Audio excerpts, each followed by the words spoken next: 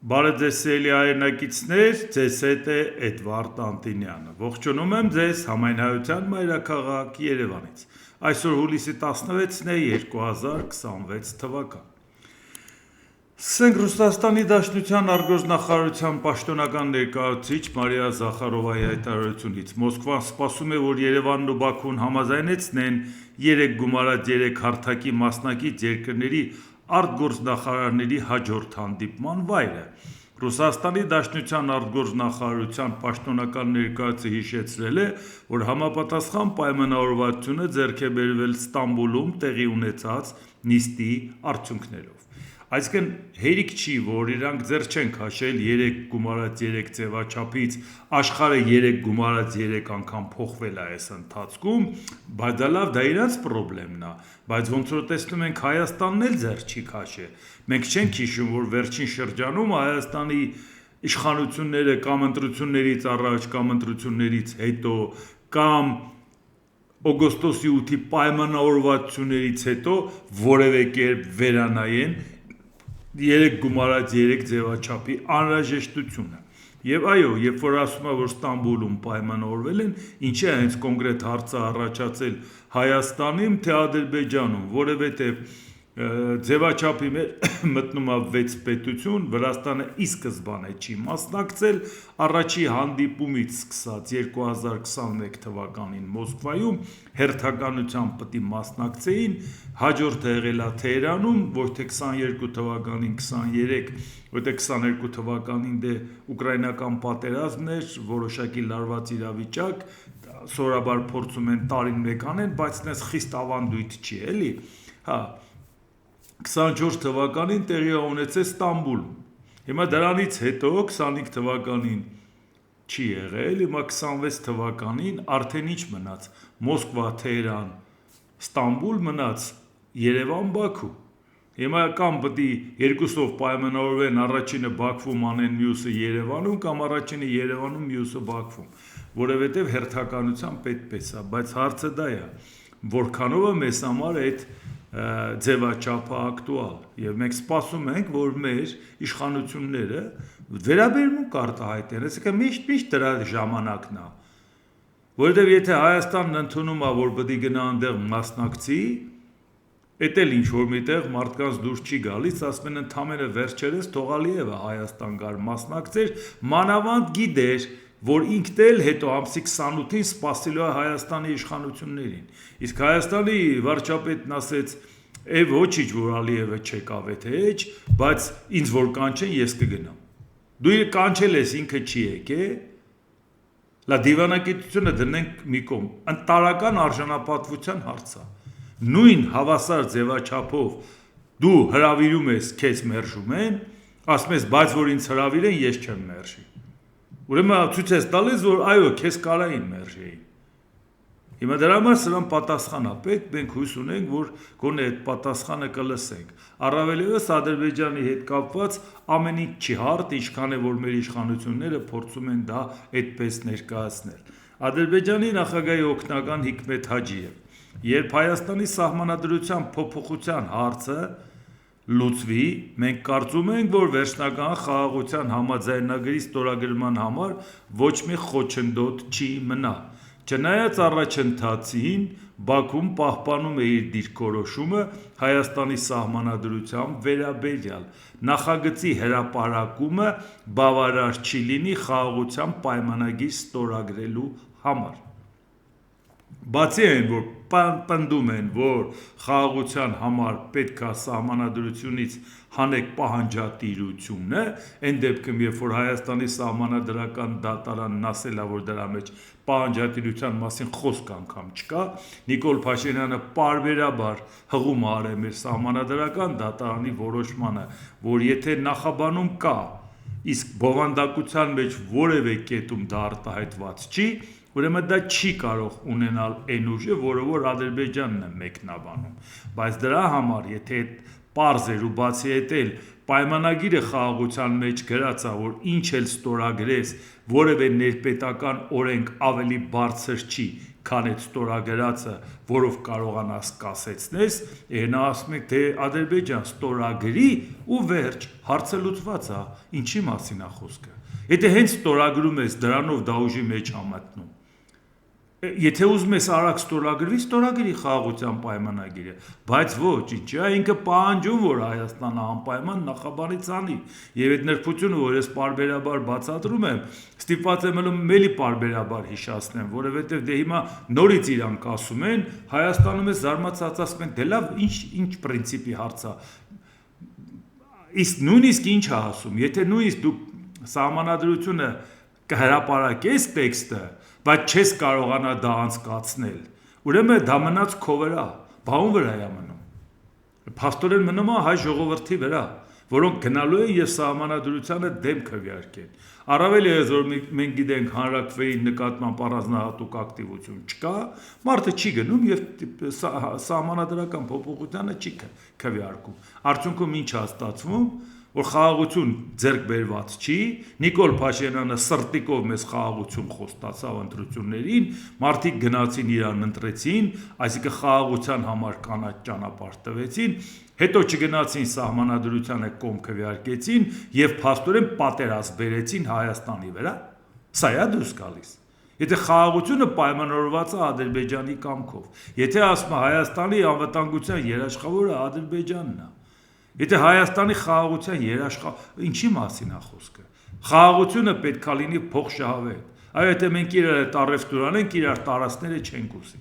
Կարելի է կարծել, որ այդ տարածքը վերցնես, այդ տարածքի բնակիչները առևտուր չեն կարող անեն, լինելով քո իրավասորության ներքո։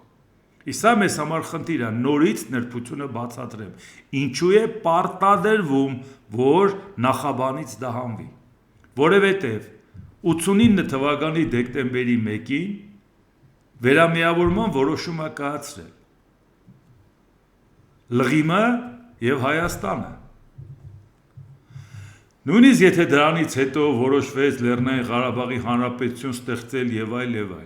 բայց 89 թվականի դեկտեմբերի 1-ի որոշումը դրվեց նաեւ անկախության հռչակագրի հիմքում։ Հայաստանը 90 թվականի օգոստոսի 23-ին անկախության հռչակագրով, որ կանգնել է տերականգնել Արցախի անվտանգությանը, հանդես է եկել որպես Արցախի անվտանգության երաշխավոր, այդ ժամանակ դեռ 91 թվականի դեկտեմբերի սեպտեմբերի 2-ի Լեռնային Ղարաբաղի Հանրապետություն ստեղծելու որոշումը չկար, որը ի դեպ Ադրբեջանը չի էլ ճանաչել։ Այդ դեպքում ինչ է ստացվում։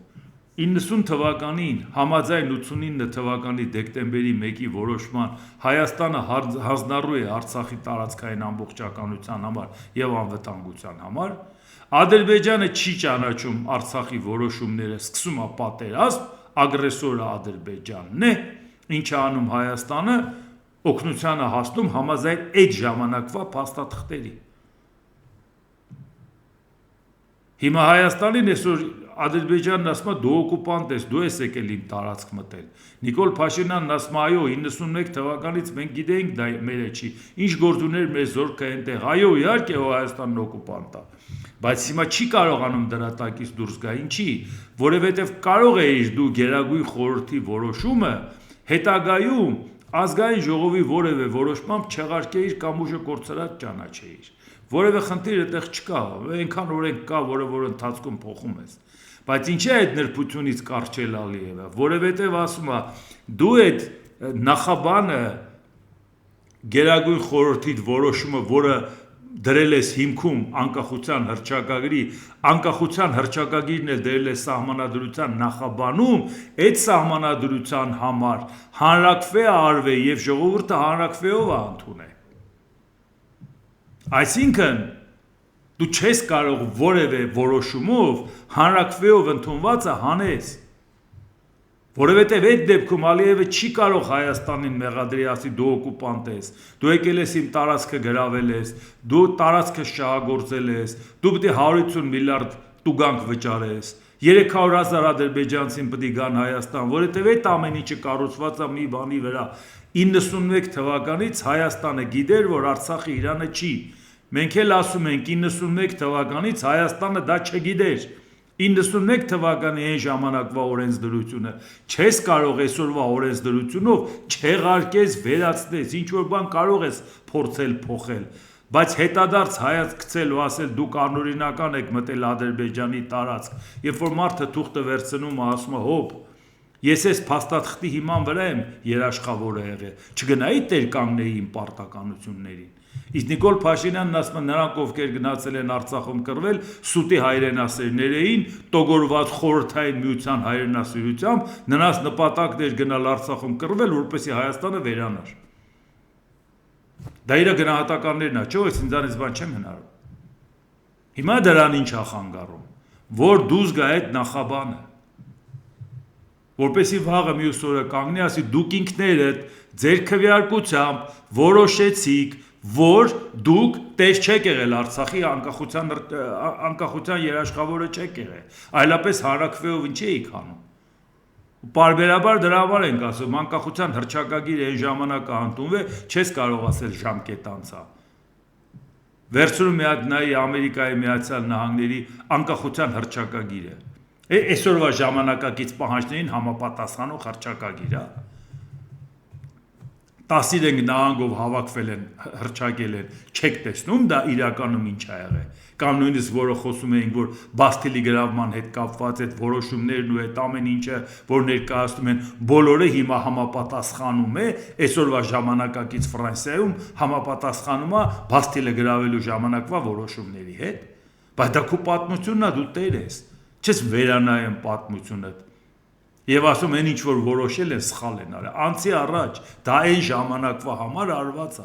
բայց այն ժամանակվա համար արված է մինչև այսօր քանի կա սահմանադրության նախաբանում, դա Ալիևին հանգիստ չի տալիս։ Նիկոլ Փաշինյանը մի հատ փորձեց ասեց, որ այդ նախաբանը չի ազդում սահմանադրական դատարանը այդպես է որոշել։ Տեսավ Ադրբեջանը չհամաձայնվեց։ Կանգնեց ասեց նախկին սահմանադրությունները բոլորը ոչ լեգիտիմ են ընդունվել։ Դրանք իրավական ուժ չունեն, մարդիկ ասում են, բա իրավական ուժ չունեն, դա ինչ ես նստած, այդ սահմանադրական կարգի արդյունքում չես վարչապետ, տեսավ դա էլ չի ստացվում, չէ պետք է նոր սահմանադրություն ընդունենք ու լեգիտիմ ընդունենք, բայց հենց ընդունենք, պետք է նախաբանը հանենք, սա Ադրբեջանի պահանջն է, չի լինելու խաղաղություն, մինչև դու չորոշես։ Հիմա էլ արդեն պատահական չէ, որ վերջերս էլ ասում են, մեր շնորհիվ ձեր բենզինի հարցը լուծեցիք, թե չընկնելու եք եսին որտեղից ճարեիք։ Այսինքն մեր հույսին եք դուք խելոք մնացեք, բայց դա ինչի համար է արվում։ Իսկ հիմա շարունակենք, տեսնենք էլ ինչ ունենք։ Հայաստանի արտգործնախարար Արարատ Միրզոյան։ Մենք սկսում ենք Հայաստանի ու ԱՄՆ-ի միջև TRIP նախագծի շուրջ ռազմավարական համագործակցության մասին շրջանակային համաձայնագիրը վավերացնելու գործընթացը, որոշման ընդունմամբ մենք նախագիծը սահմանված կարգով կուղարկենք սահմանադրական դատարան։ TRIP զարգացման ընկերությունը կստանա հողօգտագործման կառուցապատման իրավունք այս գոտիներում եւ այս իրավունքը կգործի նախնական 49 տարով։ Բաժներ տոմսերը կբաշխվեն հետեւյալ կերպ, ԱՄՆ-ին կպատկանի 74%-ը, Հայաստանին 26%-ը, Միրզոյանն ընդգծել է, որ Հայաստանը կպահպանի իր լիարժեք ինքնիշխանությունն ու լիիրավ իրավազորությունը պետական սահմանի կառավարման, սահմանային վերահսկողության, մաքսային վարչարության, Հայաստանի տարածքում իրականացվող մաքսային բոլոր գործընթացների նկատմամբ։ Իհարկե շատ գեղեցիկ ահանջում է ամեն ինչը, այդ մասին պարբերաբար խոսել ենք, որքանով է այսօր ակտուալ, որ TRIP-ը հնարավոր է կյանքի կոչել, փաստաթղթեր կանեն, ինչ որ բաներ կանեն եւ այլ, բայց քանի Իրանի հետ կապված հարցը կարգավորված չի, դա մեզ համար խնդիր է։ Ու նաեւ շատ դեպքերում, երբ որ մարդիկ ասում են, բա մի հատ հասկանանք, այս ինչ էր, փաստորեն ասում են Ռուսաստանում ծնված մի հատ գործարար, որը հանրապետականների հետ համագործակցում է, մեկ էլ տեսնում ես հայտնվում է այդ կառույցի ղեկավար է դառնում, $201 միլիոն ծրագրի ղեկավար է դառնում, ասում են, դե լավ ինչ է եղել, Ամերիկան է էլի, այնքան մարդ ուրիշ տեղ ծնվել է Ամերիկայում բիզնեսմեն է, դա ինչ կապ ունի, բայց մարդկանց անհանգստացնող բանը դա է, մարդկանց անհանգստացնող բանը դա է, որ այդ մարդը ստեղ ներդրումներ ունի, չէ, Ներդրումներ ունի տեղեկատվական տեխնոլոգիայի տարբեր հարցերի միջև հեռահաղորդակցության հետ կապված հարցերում ներդրումներ ունի ռուսական կապիտալի ներկայացուցիչ հաստեղ այդքան բարդ է հասկանալը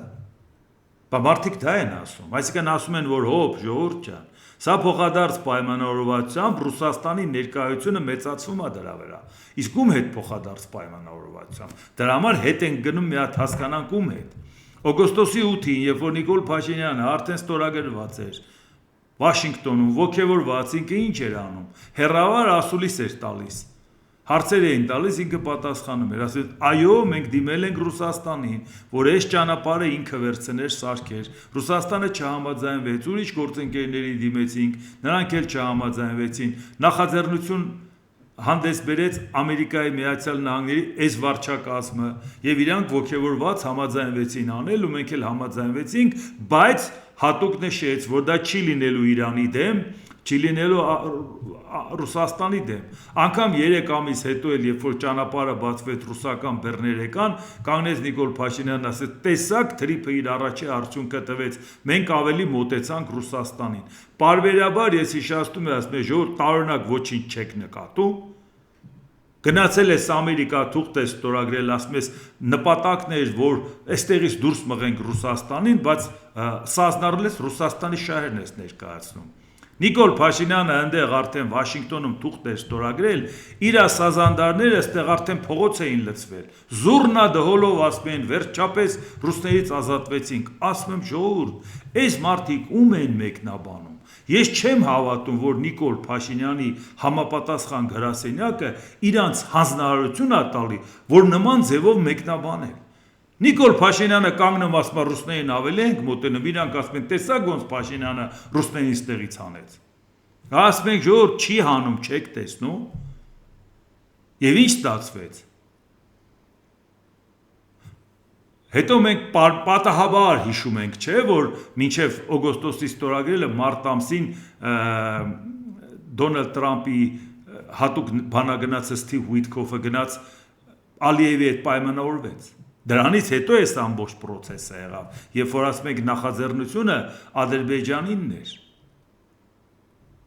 Իսկ Ադրբեջանը այդ հարցում Թուրքիայի հետ պայմանավորված, նաև Իսրայելի հետ պայմանավորված, Իսրայելի հետ հարաբերությունը փչացնելը համարել, որ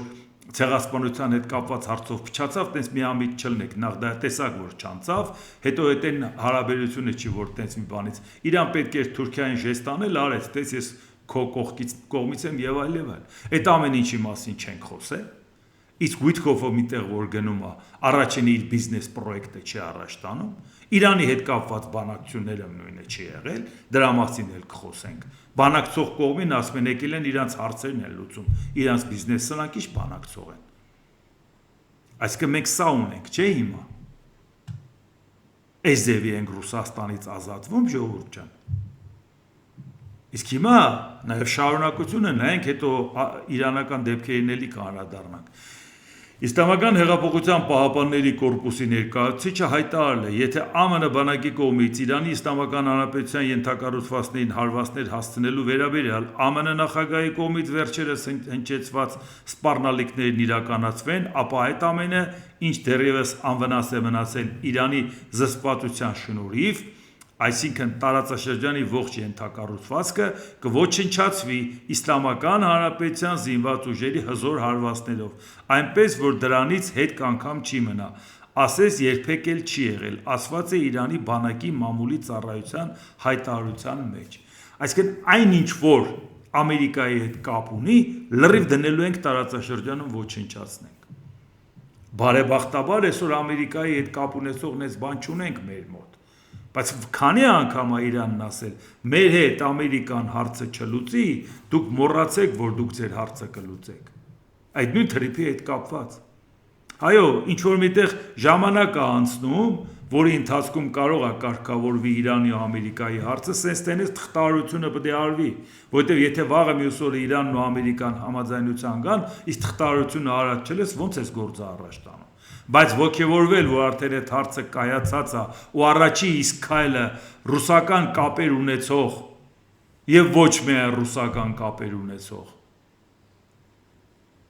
օֆշորային կապեր ունեցող, Իսրայելի հետ կապեր ունեցող, Ռուսաստանի հետ կապեր ունեցող եւ Դոնալդ Տրամփի լավ գործընկերոջ հետ հայտնվել է արդեն այս ծրագրի վրա, արդեն ցույց է տալիս, թե դա ում ծրագիրն է։ Դեռ ծրագիրը կյանքի չի կոչվել, բայց արդեն խաղացողները իրանց ազդեցությունն ու նպատակները բացահայտել են։ Ու այնպես չի, որ այդ մասին չենք խոսել, դուք նոր եք իմանում, ուղղակի փաստերն եք ցույց տալիս, որ ասում եք, այն ինչ որ ասում ենք, հիմա սրա մասին է խոսքը։ Այն որ ասում եք, թե լավ էլի, հիմա Ամերիկայի այդ ծրագիր են անում, դա էլ դուրները չի գալի։ 1000 անգամ եմ ասել Ամերիկայի ծրագիր անեն, առաջին ես փողոց դուրս կգամ, կողջունեմ։ 22 տարի որ Ամերիկայի մասին խոսում էի, այդ ժամանակ ոչ այսօրվա իշխանություններ Հայաստանում, ոչ էլ Ամերիկայում։ Իսկ մի բան էլ ուղղակի, որ ուկրաինական պատերազմի հետ կապված շատ կարևոր է, որ մենք հասկանանք, մեզ ինչի մեջ են ներքաշում, ժողովուրդ ջան, այս փախտորոշ պահին, այս լարված իրավիճակում։ 2026 թվականի հուլիսի 10-ին Մոսկվայում Ռուսաստանի Դաշնության հանրային պալատում տեղի ունեցավ զինվորական լրագրող Պայես Տազորի փոխգնդապետ Արամ Խաչատրյանի հայերի մասնակցությունը հատուկ ռազմական գործողությունում ժողովածուի շնորհանդեսը։ Իմիջիայլոց մի շարք լրատվամիջոցներ անդրադարձել են նաև ոչ միայն հայկական, նաև ռուսական։ Այս հայկականից եմ կարդում, բայց նաև ռուսականն անդրադարձել։ Հեղինակը ներկայացրեց 204 էթնիկ հայ մարտիկների պատմություններ, որոնք կռվել են հատուկ ռազմական գործողության գոտում։ 2026 թվականի հունիսի դրությամբ այնտեղ մասնակցում է շուրջ 20,000 հայ։ 20,000 էթնիկ հայ գնացել է Ուկրաինայում մարդ սպանելու։ Հատուկ գիրք են, ժողովածու են անում, հատուկ շնորհանդես են անում, ամեն ինչ անում են, որ ժողովուրդ ջան, իմացեք, քնիչ պետք չի ձեր թղթերը բոլորը սարքել ենք, որ վաղը ուզենան դատեն, մի չարչարվեք, գլուխները գովալու համար այս ամեն ինչը իրանք մեկիկ հավաքել են։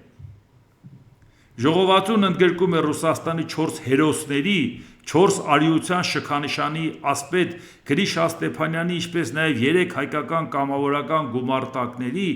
Արբաթ, Բաղրամյան,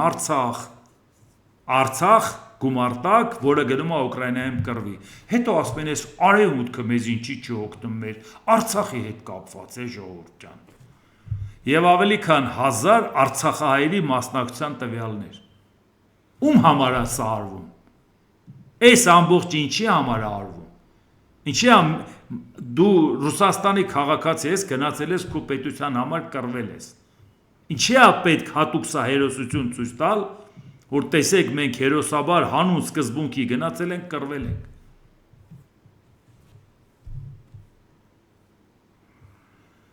Առանձին գլուխ է նվիրված Ստավրոպոլի երկրամասի Էդիսիա գյուղի 200-ին ավելի մարտիկներին։ Գրքում կան նաև 4 հայ կին ռազմիկների հերոսական ուղիներ, հերոսությունը գնալ մարդ սպանել։ Միջոցառմանը ելույթ ունեցան պետական ու հասարակական գործիչներ, զինվորականներ, համայնքի ներկայացուցիչներ, ցուցադրվեցին տեսանյութեր նվիրված հայ հերոսներին, հումանիտար օգնության առաքմանը,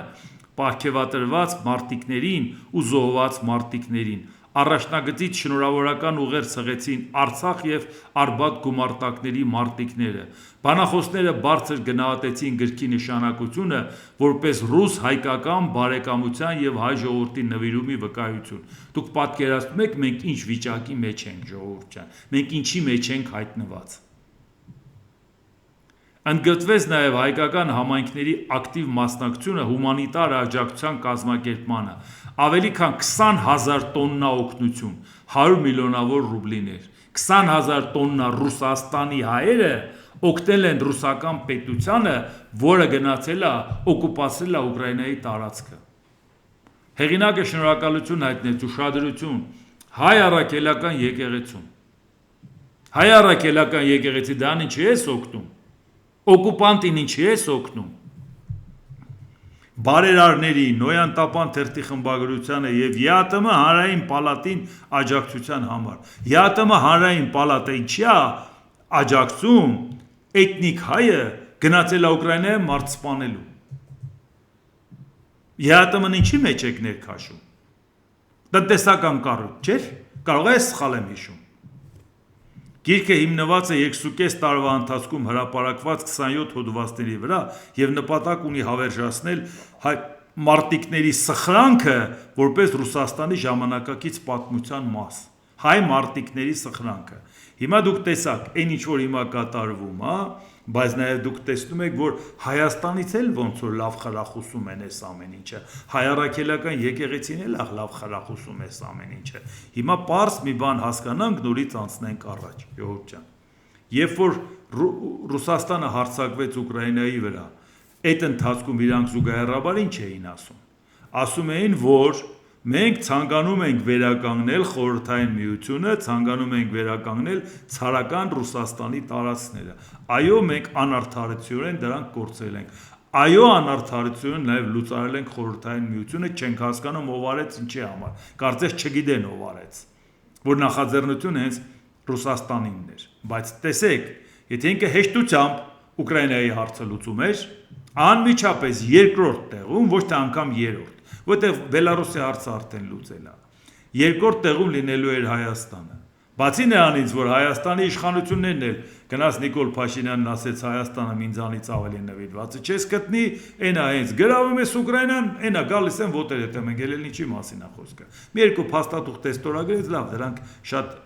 մանրամասը չանդրադառնամ, շատ ենք խոսել այդ մասին։ Բայց նաև Հայաստանում կար հասարակության մի ստվար զանգված, որը ոգևորված ասում էր, այո, Ռուսաստանը ճիշտ է, ինքը պետք է հաղթի։ Եվ հրապարակային գործիչներ,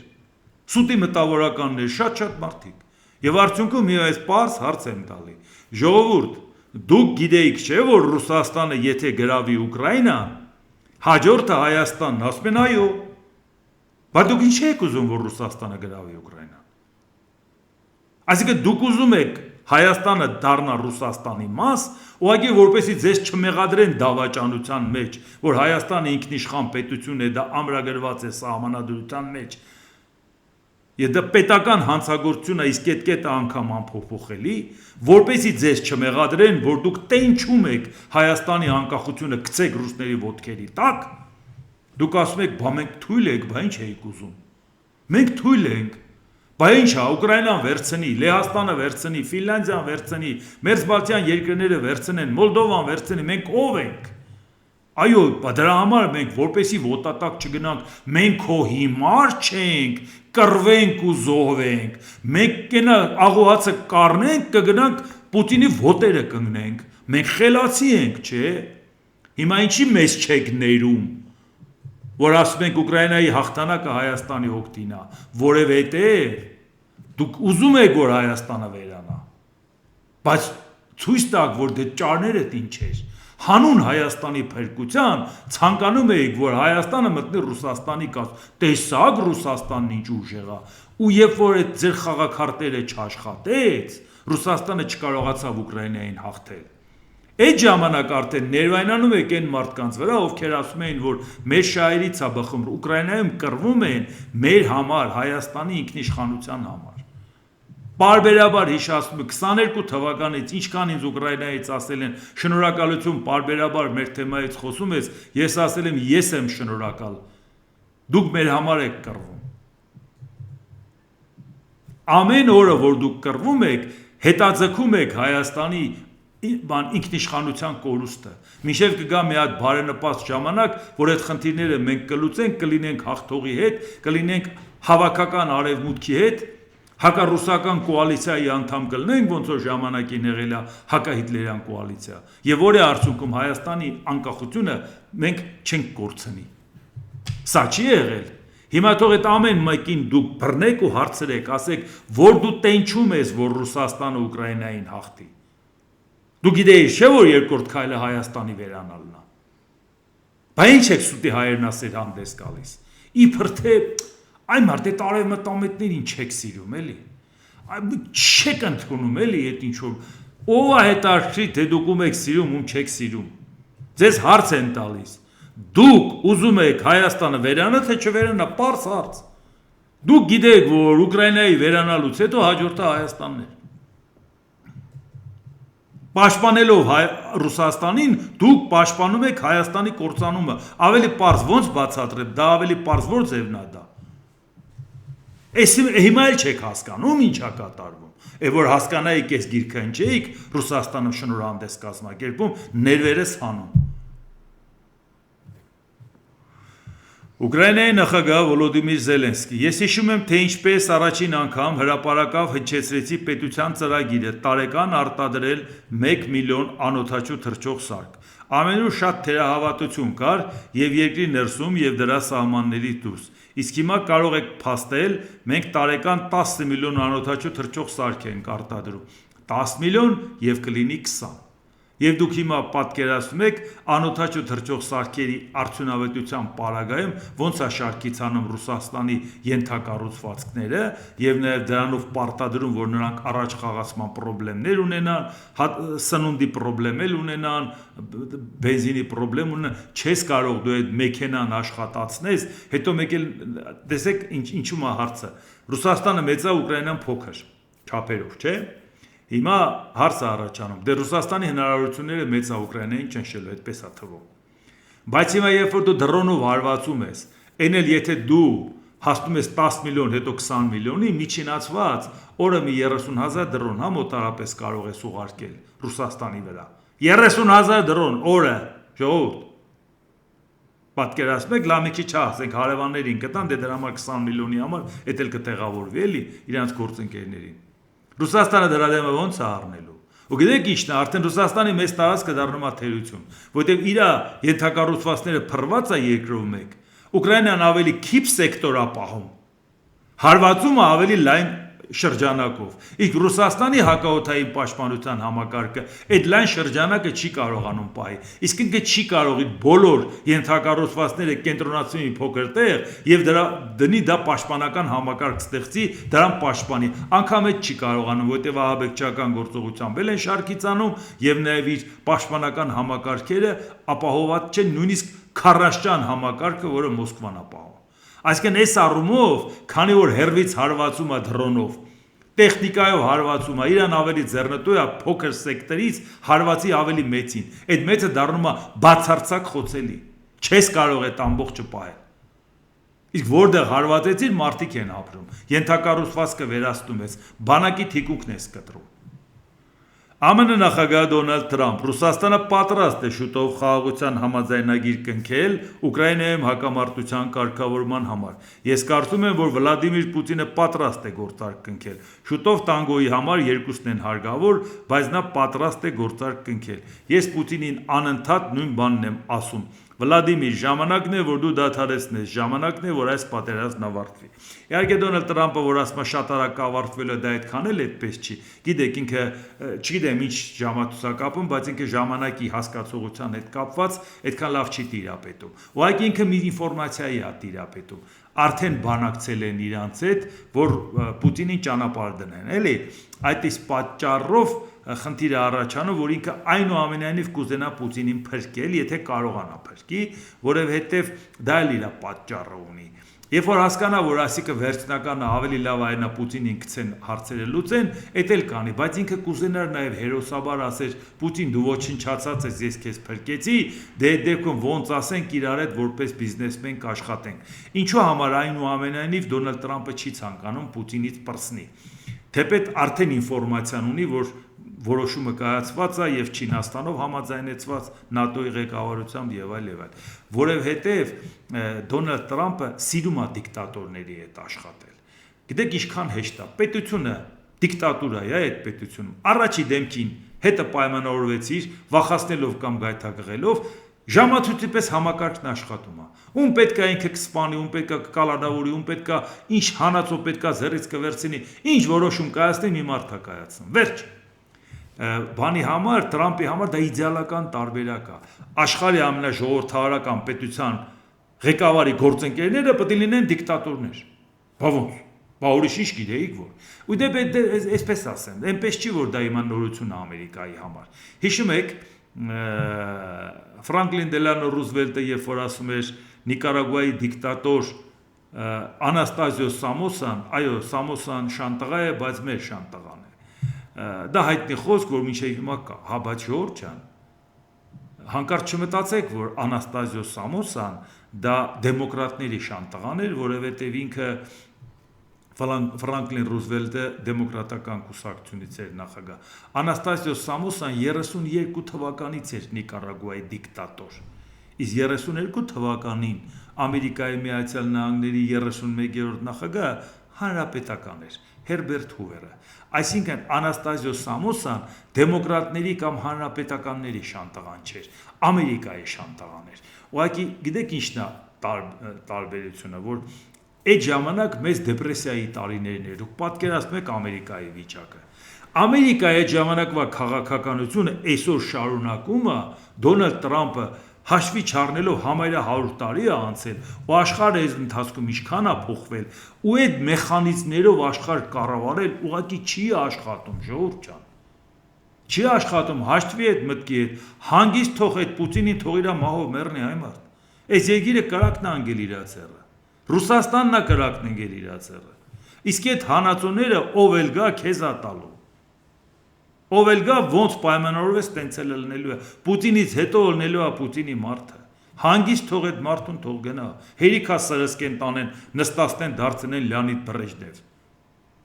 կամ էլ Ելցինի վերջի տարին Ուկրաինայի նախագահ Վոլոդիմիր Զելենսկի Պուտինը կարող է սրել իրավիճակը Ռուսաստանում խորհրդարանական ընտրություններից հետո նա կարող է մեծացնել մոբիլիզացիան մենք մտածում ենք դրա մասին մենք պետք է պատրաստվենք նման բաների այո Ռուսաստանը կարող է փորձի սեպտեմբերի 20-ի ընտրություններից հետո մոբիլիզացիան խնդիր լուծի բայց դա բավական երկար ժամանակ կտևի դե պատկերացեք դա ինստո մինչև հավաքագրի մինչև մի փոքր պարապեն մինչև տանեն այս կողմեկում դեմը ձմեռալնելու շատ ծանր ալնելու Ռուսաստանի համար թե հարձակվել թե պաշտպանվելը նախաձեռնությունն անցնելու է Ուկրաինային, որովհետև ինքը հարվածում է դրոնով կոորդինատները տալիս են, որի վրա կլիմայական պայմանների ազդեցությունը այդքան մեծ չի, որի պարագայում իրանք հարված են հասցնելու առանց չարչարվելու իսկ այն, որ Ռուսաստանը սովոր է առաջ գալու ձնի վրա ոնց ես առաջ գալու մի հատ հետք թողես հետքդ կթողեն դրանից հետո Այնպես որ այո պարզա որ Ռուսաստանը փորձելու է դա անել բայց նույնիսկ մինչև սեպտեմբերից հետո այդ ընթացքը շատ ծանր հարվածներ է ուտում Ռուսաստանը այսինքն դա ակնհայտորեն երևում է Ուկրաինան եւ Եվրոպական միությունը ստորագրել են առաջին փաստաթուղթը, որը Վոլոդիմիր Զելենսկու խոսքով կդառնա անօթաչուների վերաբերյալ լայնածավալ համաձայնագրի հիմքը։ Սա իրոք պատմական քայլ է մեր հարաբերություններում, իսկ հետագայում մենք Եվրամիությունից ֆինանսական աջակցություն ենք ակնկալում մեր հակաբալիստիկ ծրագրի համար, ասել է Ուկրաինայի նախագահ։ Ֆոն դեր Լեյենը, այսինքն Եվրահանձնաժողովի նախագահը, որը գնացել էր Կիև, իդեպ այս կարճ ընթացքում 11-րդ անգամ էր այցելում Ֆոն դեր Լեյենը հստակեցրել է, որ Եվրամիությունը մտադիր է Ուկրաինայում անօթաչուների արտադրությանը ուղղել 1 միլիարդ եվրո, այն 90 միլիարդ եվրո ծավալով վարկից, որը Եվրամիությունը տրամադրում է Կիևին։ Հիմա նայենք այս մեր տարածաշրջանում ինչա կատարվում, նախորդին արդեն ԱՄՆ նախագահ Դոնալդ Թրամփը Իսրայելի վարչապետ Բենյամին Նեթանյահուին կոչ էր արել սկսել իսրայելական զորքերի վերատեղակայումը Սիրիայից եւ նմանատիպ քայլեր ձեռնարկել նաև Լիբանանի ուղղությամբ, որտեղ ինքը կրակն է անգել,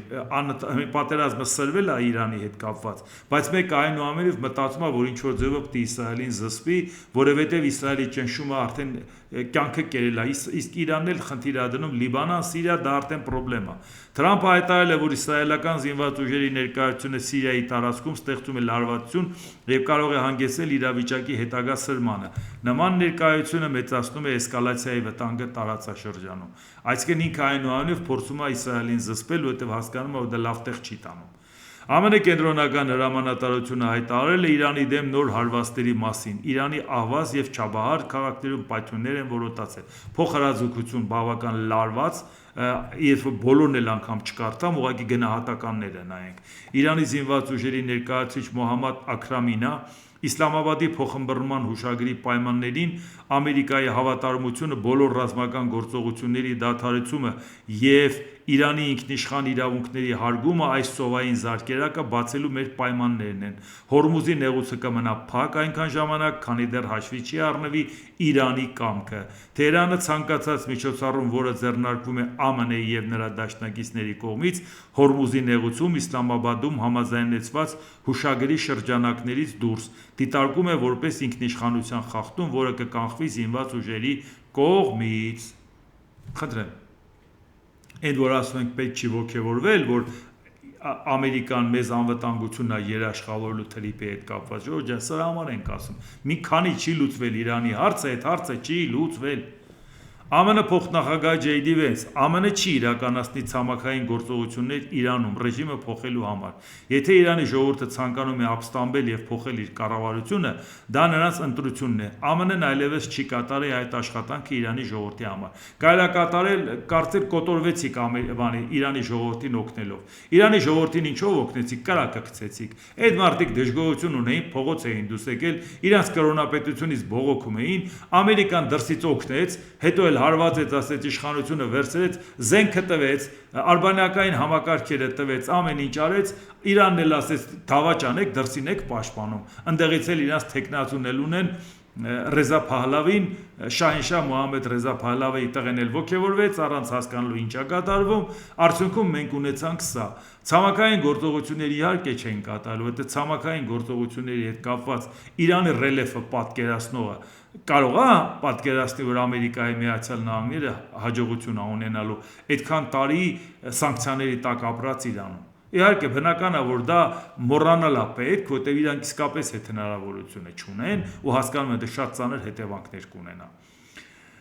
Դրա համար հիմա նաև նայենք Իրանի արտգործնախարար խոսնակ Էսմայիլ Բաղայի Իրանը այս պահին ԱՄՆ-ի հետ բանակցություններ վարելու ծրագրեր չունի եւ կենտրոնանում է պաշտպանության վրա։ Իրանի եւ ԱՄՆ-ի միջև ստորագրված փոխըմբռնման հուշագիրը ներկայացնում է փոխադարձ պարտավորությունների մի ամբողջություն։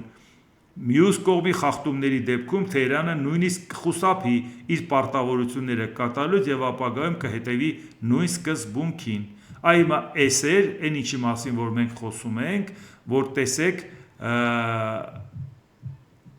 Իրանը հիմա չի գնում այդ կոնտակտի։ Այս պարագայում մենք մտածում ենք, որ այնուամենայնիվ այդ լարվածությունը մեզ էլ ավերաբեր, իսկ մեր հարավային դարպասը չի ժողովուրդ ջան։